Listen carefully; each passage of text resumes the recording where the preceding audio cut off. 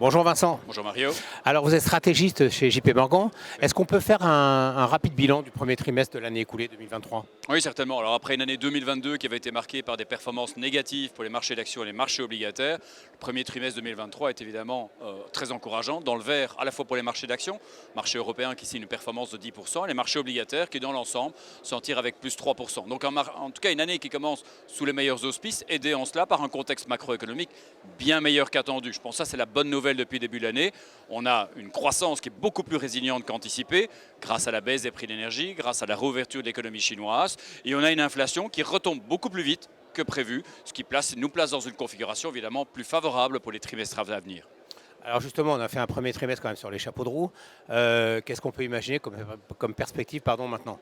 Or, parmi les points noirs du premier trimestre, il faut quand même rappeler qu'on a traversé une crise bancaire qui va sans doute inviter le secteur bancaire dans son ensemble à réduire un petit peu la voilure en termes d'octroi de crédit pour les trimestres à venir. Donc, lorsque les banques sont interrogées en Europe et aux États-Unis, 40% aux États-Unis, 20% en Europe, signalent resserrer leurs conditions de financement. Donc, l'économie recevra même moins d'oxygène de crédit de ce secteur bancaire. On peut dès lors anticiper que ce bon momentum économique qu'on a vu au premier trimestre va se tasser quelque peu dans les trimestres à venir.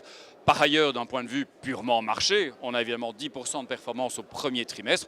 Il y a peu de chances que les trimestres à venir, en tout cas, soient de la même veine. Les arbres ne montent pas jusqu'au ciel, donc il faudra, en tant qu'investisseur, se reporter sur des marchés qui sont restés en retrait, dont les valorisations sont plus attractives, ou en tout cas sur des thématiques plus décorrélantes qui nous permettra en tout cas d'évoluer un peu à contre-courant des marchés. Alors quelles sont les solutions? Qu'est-ce que vous préconisez en tout cas chez JP Morgan? Alors moi j'en mettrais 3 en avant. Alors tout d'abord des solutions décorrélantes, plutôt type global macro, qui nous permettent justement dans un contexte de marché où le bêta de marché sera moins soutenu, eh bien continuer à avancer de manière décorrélée, ça c'est une chose.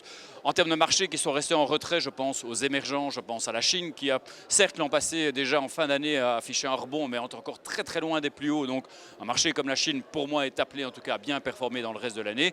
Et puis on met l'accent sur la qualité. Alors la qualité ce sont des secteurs notamment plus défensifs avec des bilans solides. Je pense notamment à un secteur comme les soins de santé dans ce contexte-là. Très bien, merci Vincent et merci une bonne convention à Nacofi à toute l'équipe de JP Morgan. Merci.